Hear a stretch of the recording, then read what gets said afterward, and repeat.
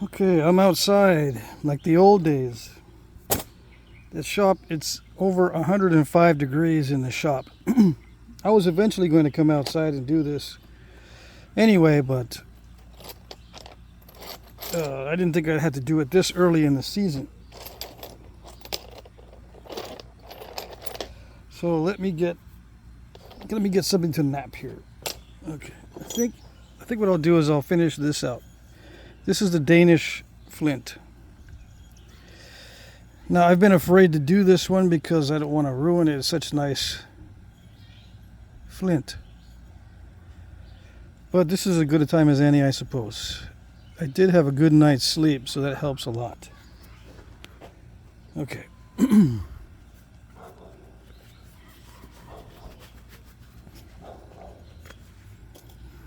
Yeah, just like the old days, I used to nap outside for my videos. At that time, I didn't have any indoor spaces for napping, reliable spaces. I did have a chance to do it inside if I cleared out a spot and then had to put everything back at the end of the napping. It got kind of old, so I had to try and dedicate a spot. And eventually got a spot to nap.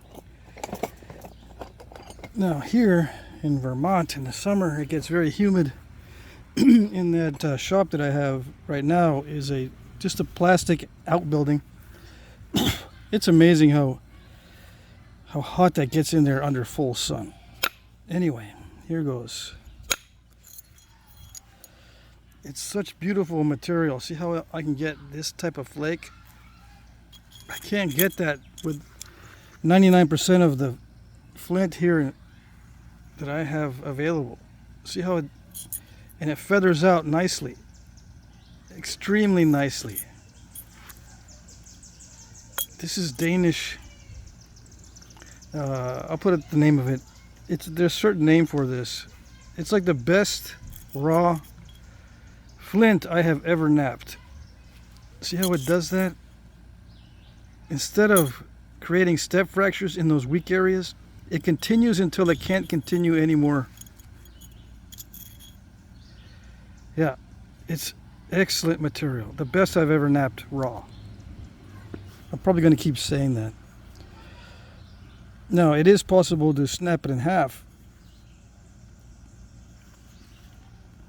If I'm too adventurous with it, if I get too spoiled by it and try to do something that I can't do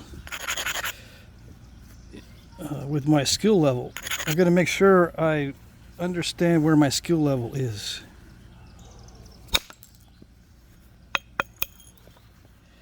But yeah, with this type of flint, I can almost plan on eliminating obstacles with the endings of the flakes.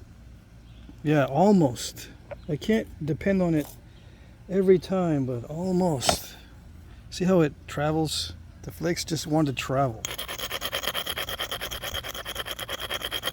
I can see why they use this for blades. Those prismatic blades, because it does like to travel. It just does have a lot of flexibility to it. Even when I think I messed up, it still travels well. Like on that strike, I thought I messed it up because I didn't feel like it traveled, but at least it traveled fairly well. Yeah. I do have to get rid of that lump in the middle. The best way to do that is to narrow it down. I was trying to keep it as wide as possible, but I'm going to have to narrow it down. Let's see if I can do this. Hold on. See if it did it. Just direct attack into that high spot.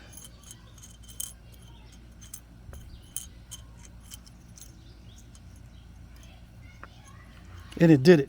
Yeah. Well, let me see. Let me see what it did. It broke up a little bit. But yeah, direct attack into the high spot actually worked. Amazing.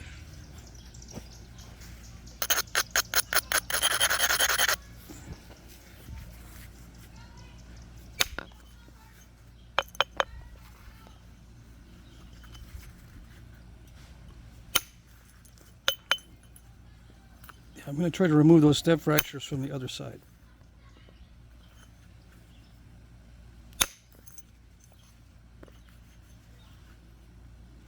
I should be able to.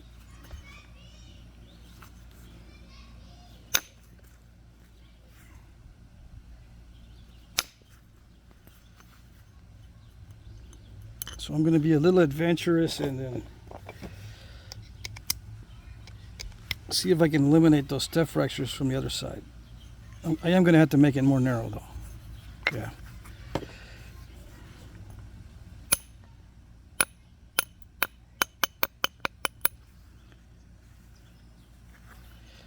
My skill level on wide points, I haven't developed it very well. Mainly because I don't enjoy this type of flint knapping.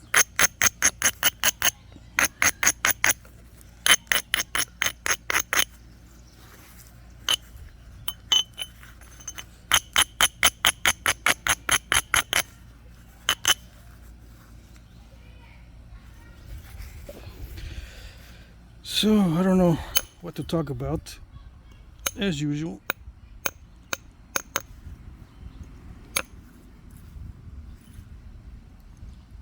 I got a feeling I'm going to want to focus a lot of attention on this one.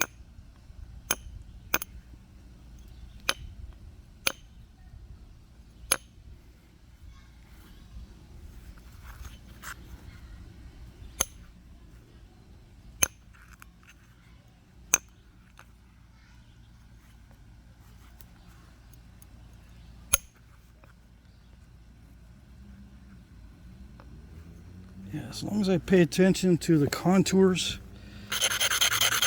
I shouldn't have any problem with the flaking. Even if I have step fractures, I actually did those on purpose. I just shot flakes into the middle and not care too much about where they ended up, because I knew they would travel pretty good, at least, well, yeah, halfway, almost. All right, let's see.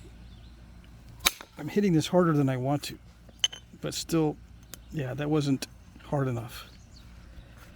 Let me see.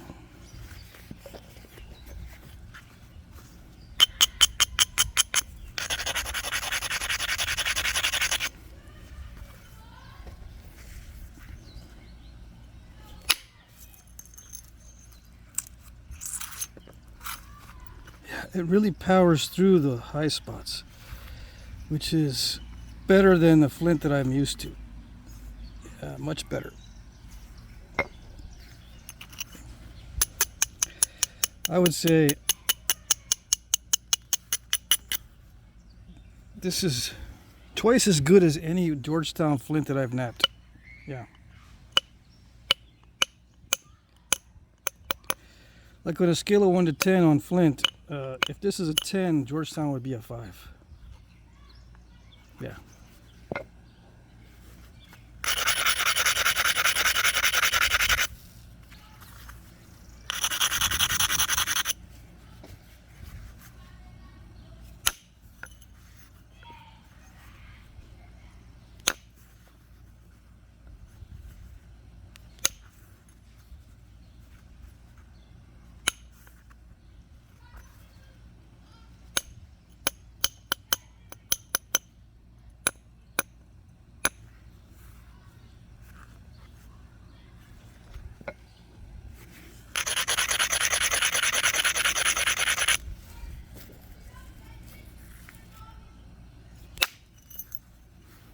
See, it feathers out. It's so nice. The terminations will feather out even if I make slight mistakes. It still wants to feather out.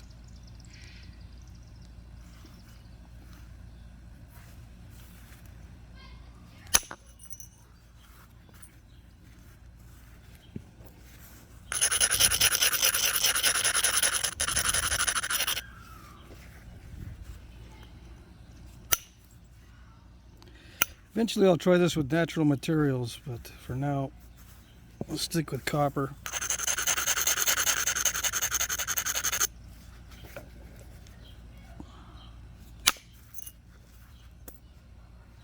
Yeah, so nice.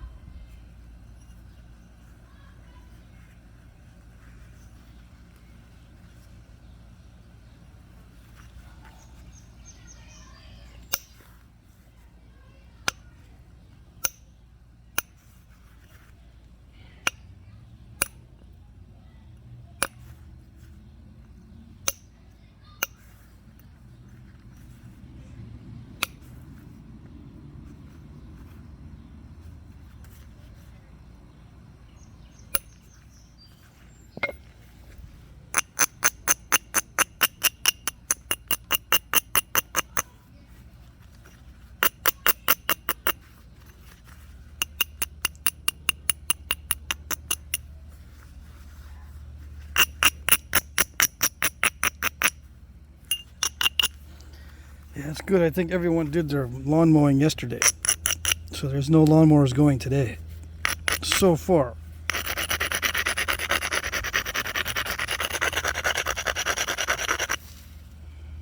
Okay.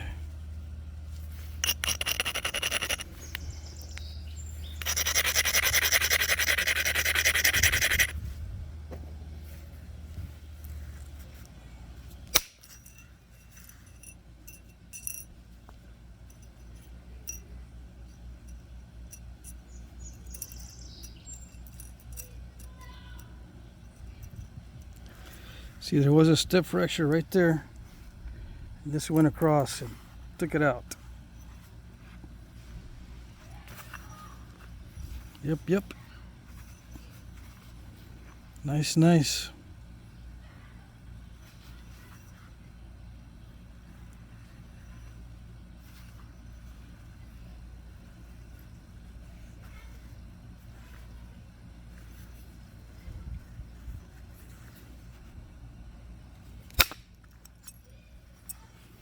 My goodness.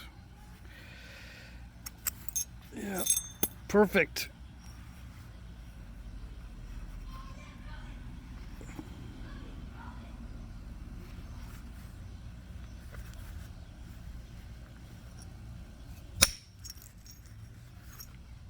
Almost caught that one. See, there's a step fracture right there. But I think I can pick that out.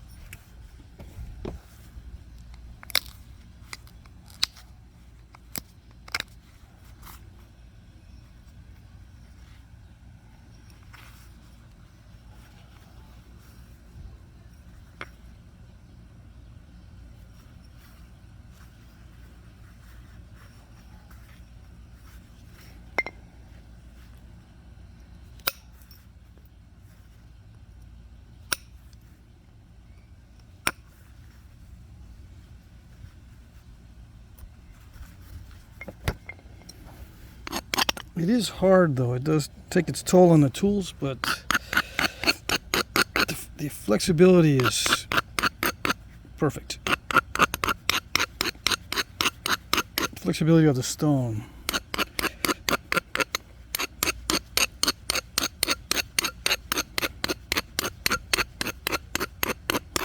Okay.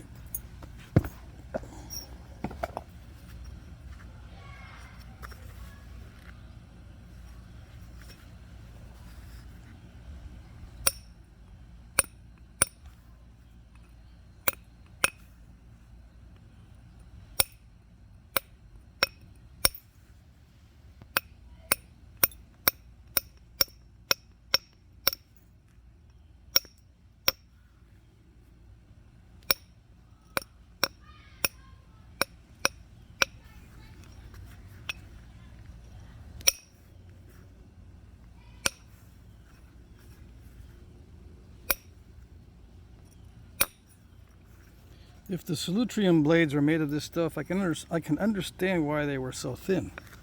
Yeah.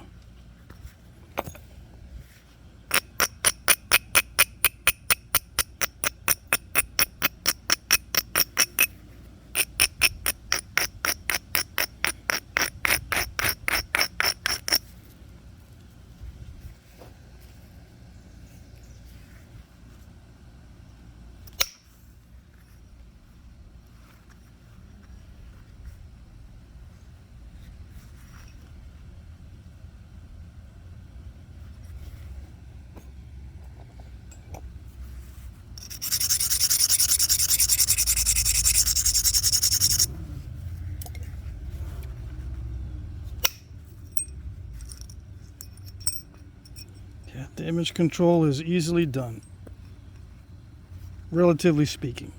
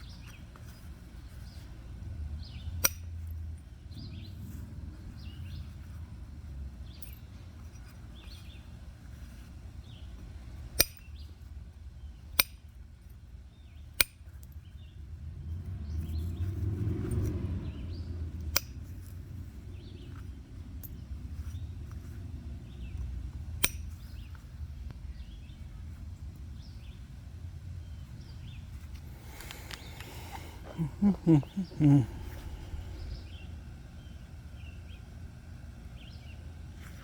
don't have a good pathway of attack on this side because of that step right there.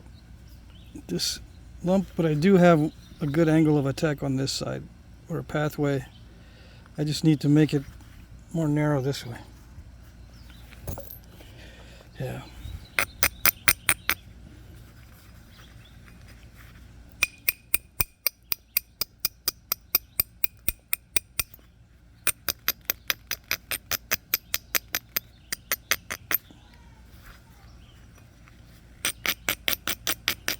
I'm beefing up this edge just in case this one doesn't work. I'm going to have to